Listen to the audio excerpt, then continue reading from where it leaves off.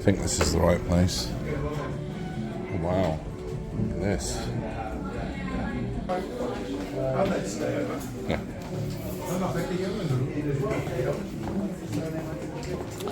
Fancy club. Fancy. Misty Moon Film Society. Questions and answers. I might write something down. Cool place.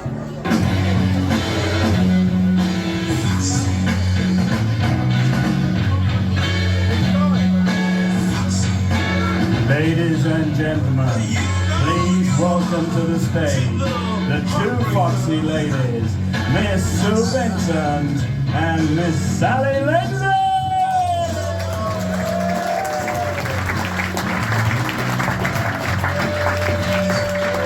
Hello. Robin Askwith and George Layton.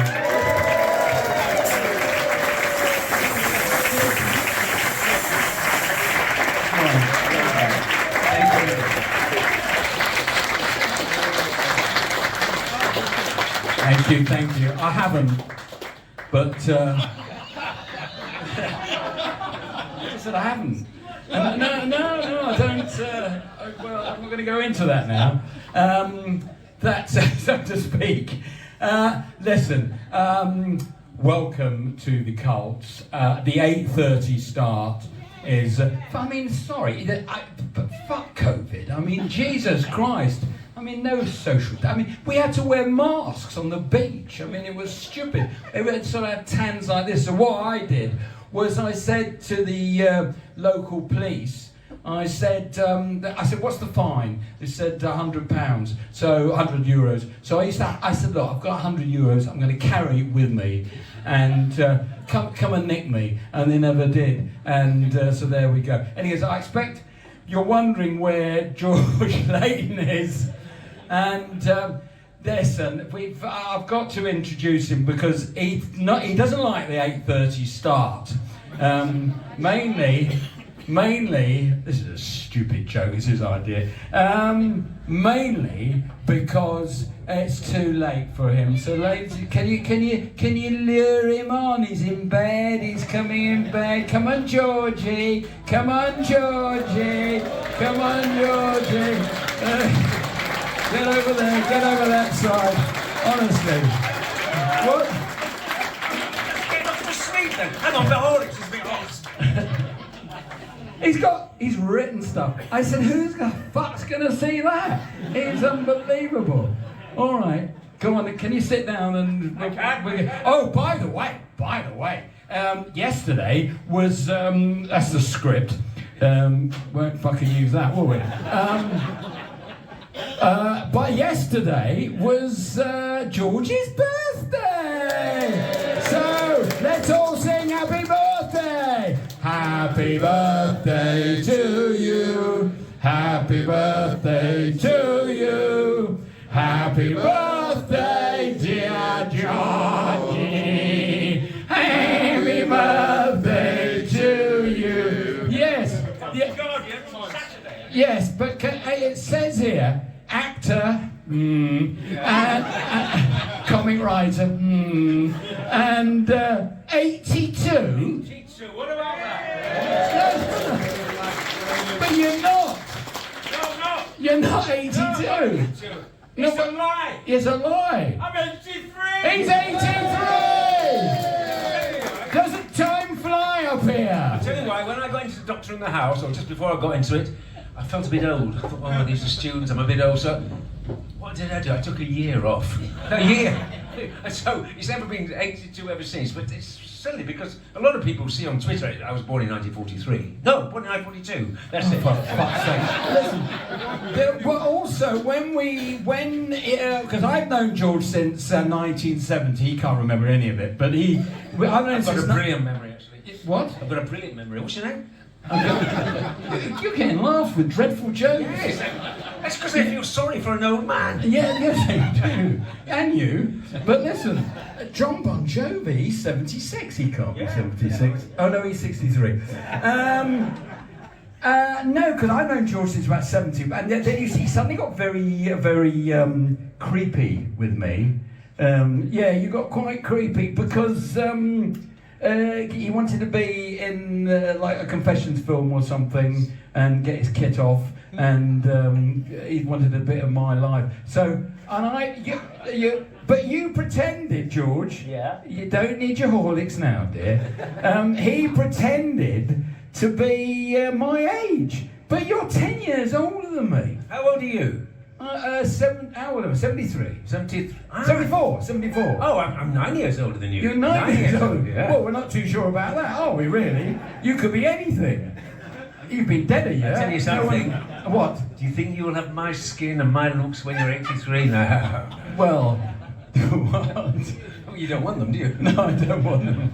No. Yeah, well, when you finish with them. Listen, so the next thing we're going to put... Oh, look, there we are with Ricardo. Hey, it's Richard. Hey! It's his birthday on May the 7th. I'll be going down there.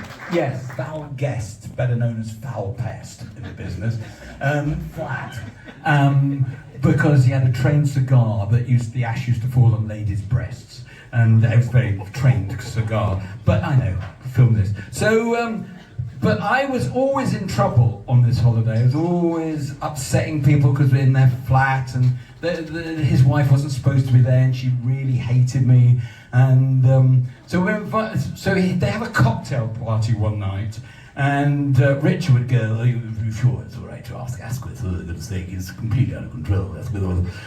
So I said, "What do you mean? I can't behave myself. I'll be fine." So I'm really, really trying to behave myself. And Richard is going around with the sausage rolls, and he's pushed the sausage out of one, but his penis in a sausage roll. So does anybody want sausage? Can I interest you in sausage roll? It's a nice juicy sausage roll. And I of course I'm going and they're looking at me like I'm a maniac. You know, then we knew he was trouble. I said, no, you don't know what he's done. He's put his cock in a sausage roll. I was removed from the party, and Richard, by which time it's all gone back here. Sorry, it's completely out of control. It's absolutely out of control. Unbelievable. He got me into so much trouble. I ended up on that holiday slipping off a toilet and breaking my neck, and I was in the hospital. And your show was very big, Doctor series in Malta. It was, yes. Yeah, it was. Yes. So, in fact, one of the writers was Maltese. Oh, no. One of the writers was married to Don Mintoff's daughter. Correct. Yeah. So, I'm in hospital, and of course he's come in, and they've gone, "Oh, Dr.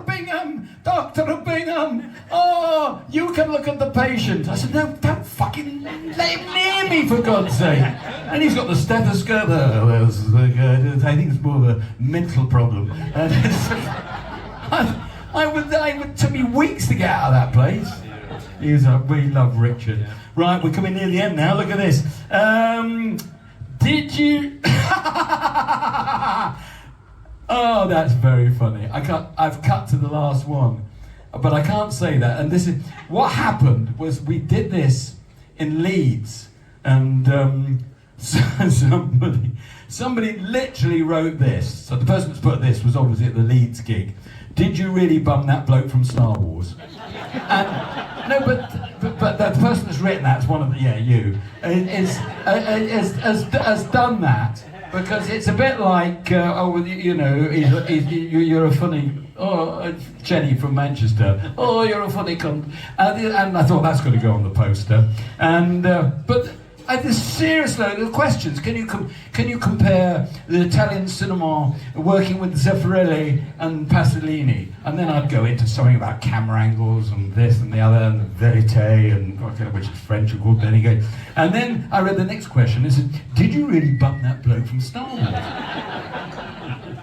And unbelievable. All your Christmas shopping, something like that. And the advert featured Dennis Waterman and Rula Lenska. Yeah, well, that's the wife he was with at the time. And It wasn't his wife. It was the wife he was with at the time. Anyway, It was his wife. So what happened? I think I was given her one. I get this headline. Might be. I get this end line, I thought, oh, lovely, that'll be a couple of £1,000 over Christmas. And I go to the studio a week later and say, oh, George, you remember that commercial you did with Dennis Waterman, Ruler Lenska? They've pulled it. I said, what do you mean they've pulled it? That's not... He said, no, he got caught drunk and driving and, I'm just talking about, he's lost his licence. It's going to happen to me soon. Anyway, he's lost his licence and they pulled the commercial. I said, fuck, bloody Dennis. I said, it's my money. No. Anyway, a few days later, my agent rings and said, oh, George, do you do visuals? I said, yeah. Do you do visuals?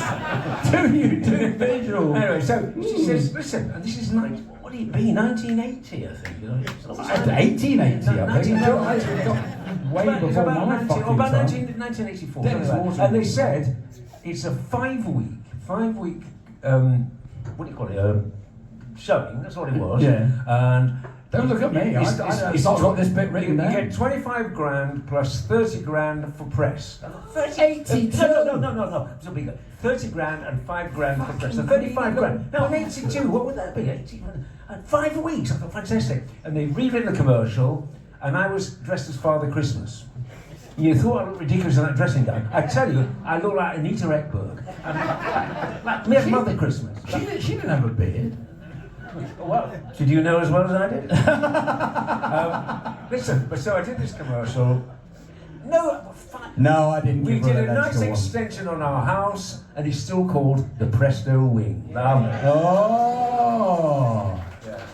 Dennis, what? Those are the great things. Now, you know, you've got to realise we do work very hard. You know, we got fringe theatre. Yeah, but every now and then, what I had an agent called Peter Charlesworth, who's the famous one. We won't get into now. He called it a little tickle. I've got a little tickle for you. And a little tickle, you knew you'd have to do very little and get a lot of money. Yeah. And I've got very few tickles. Dennis was terrific. Wasn't he? Yeah, Dennis Waterman. Yes. I mean, we never talk about Dennis, and he was obviously a very good close friend of ours. My favourite Dennis Waterman with me was we were met up in Perth in Australia. We were both doing plays.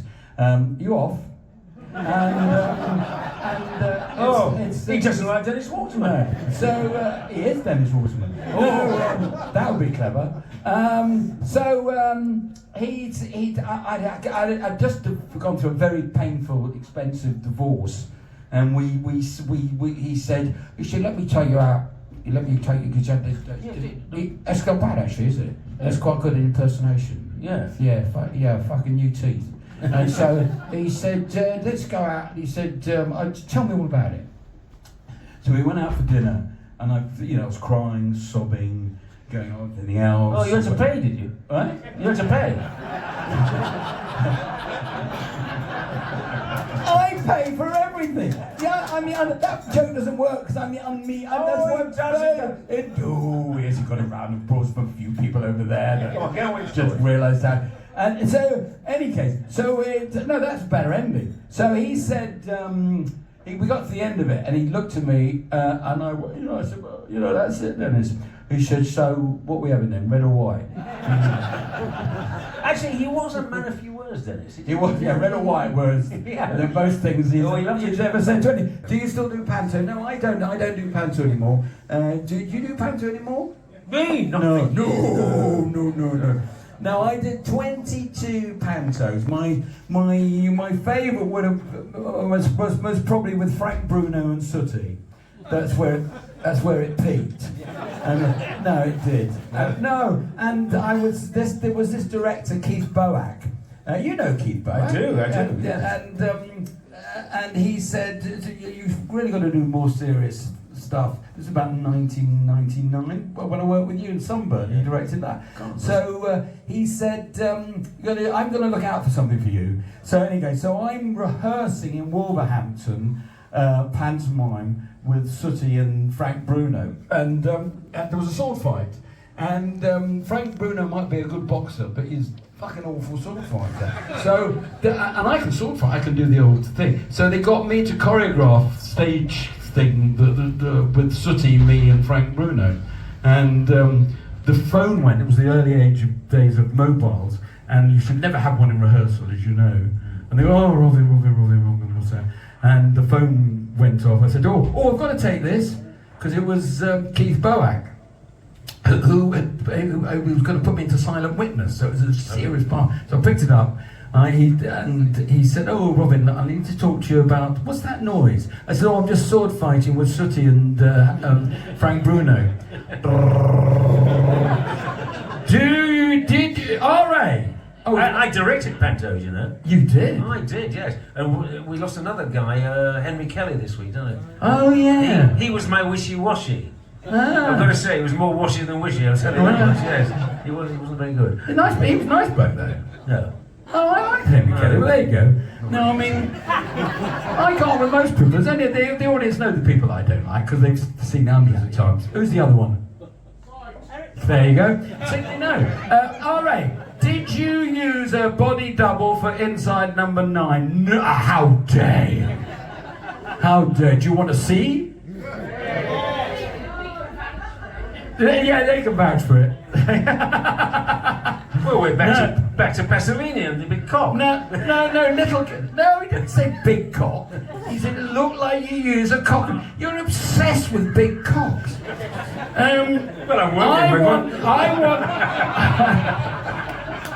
I once went to a charity football match with Dennis Waterman and Richard O'Sullivan, where Waterman lost his temper on the pitch. I always wondered if he saw red. Well, there you go. Yeah, he did. Did he lose his temper much? He was a very good footballer. I think he was a very good footballer. I don't remember losing. As were you. As was Richard. I wasn't. I'm a polio victim. I had the nickname Banana Legs. You remember? And yeah, but there we go. Different times. You could say that sort of thing then. Park a wheelchair at the side of the pitch and then got on with it. I bought the Doctor box set. This will be for you. Whoa! I bought the Doctor box set. It is fucking. Oh no! What? Where are you taking the pick? What are the best episodes? Well, that's a. Well, without question. I know what you're going to say. The ones written by me. Yes. Did you write the one where Richard has the broken leg? No, I didn't. That was Graham Garden and Bill Audio. Oh, was it? When he's on the railway. Yeah. That was very good. Yeah. I wrote the one where Robin Nedwell and I knocked out the organist, and so they got Richard O'Sullivan pissed. He played Big Good Golly Miss Molly. Oh, it's brilliant. Yeah, thank you. Yeah. No, they were brilliant. Yeah, they were. No, they made the script work. Right, okay. Did Stan Bowles ever buy a round? Of course he did. Stan was lovely. Well, we lost. Actually, Stan's the end of last year, Stan. Yeah. George and I are QPR supporters, and we knew Stan very well. You knew him very, very well. I mean, yeah. Well, we were married to sisters. We at one point. We were with the captain of England, didn't we? Jerry Seinfeld. Jerry Seinfeld. No, Jerry. What time is it? George is going now, 9:45. He's fucking off his rocker now. Jerry Seinfeld, that well-known centre forward. But we were married to sisters. Linda Hayden and Jane. He married Jane. Yeah, we were brothers-in-law. And there you go. Tell us the story of Barbara Windsor and a wig. No, I can't tell that because Sally Lindsay's here. She bans me from saying that. The one-man show. Oh, I can announce. I'm doing a one-man show here in December the 1st. Just gone on. It hasn't just gone on sale because they fucking put it on too early. So a lot of the seats have already gone. But it's a bit like you when you gave away about this. I didn't give anything away. You did. You put it on your website. You put it on your Twitter. Oh, there we go. Look, there we go. It was sold out by then. There we go. Uncancelable. Justin Morehouse. What does it say behind me? Somebody's laughing. What does it say behind me? Funny cunt. Jenny from Manchester.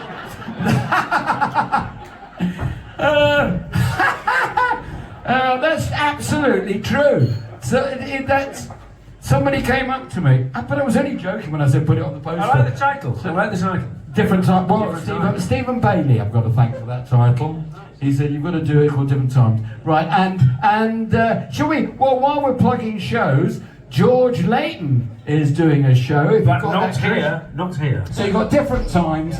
Much better show than that, by the way, which is on December the 1st here, and the tickets are shooting out of the door as we speak. Tell us. Do you all know where the Cinema Museum is? Yeah. Oh, will I see you there? Yes. I like it. There we go. The liars, all of them. But there we go. No, listen, George is an author as well, and those are beautiful books. Yes, well. I'm reading from my own books. Yeah. If I learn to read. No, exactly. And right, we're never going to get away if we carry on. If there was one piece of technology you wish didn't exist, what would it be and why? That's a good question. That is a very good question. Yeah. I know what my answer would be, but go on. No, but if you know yours, I'm thinking. You're thinking? I'm thinking. But none of these questions I've got no time to think. I shall move on to the next one. Well, you answer yours then. For me, the piece of equipment is the mobile phone. I hate it. I haven't got one. I don't. You have got one. I've rung you on the bloody No, it's an old brick. I have not got a phone. It is a mobile phone, maybe not be a smartphone. No, I've got an iPad for the Twitter and stuff, and that's because Tracy, my girlfriend, gave it to me and said you've got to get involved, and this is how this all happened through Twitter. So, but I have not got a phone. You have a phone on the bloody It's a. No, I haven't got it on me. It's a little brick thing. It's still a mobile phone. No, it's untraceable. I'm untrackable. I don't like how we're all may tracked. not be a smartphone. And I tell you, hey, listen, and do you know it listens to what you say as well. Yeah. Honestly, No. if you. It My does. mobile phone. If you listen, my phone. when you get home today, Yeah. you will have a whole list of colonoscopies. Because he's been listening to this show, and he'll give a whole list of doctors where you can go and take it up the arse. Yeah, really. To the gay thing as well. How do you do an Alec Guinness impression? Do you want to do an Alec Guinness impression? No. All right. I know who asked this. R2D2. Eh? R2D2. No. Are you having a stroke? R2D2. Yeah. Who was his star? Can you get a doctor, please? He's having a stroke. I'll tell you exact. Do you know how you do? Because I know who's asked me this. Do you know how you do an Alec Guinness? It's quite easy. First of all, you do Inspector Clouseau, you know? You speak like Inspector Clouseau, and then you make him English, and then you become Alec Guinness. He's very good. There you go. Thank you very much. Thank you, Steve, because I know that must have been you. That's very Who good. else? I like Because that. that's a really good question.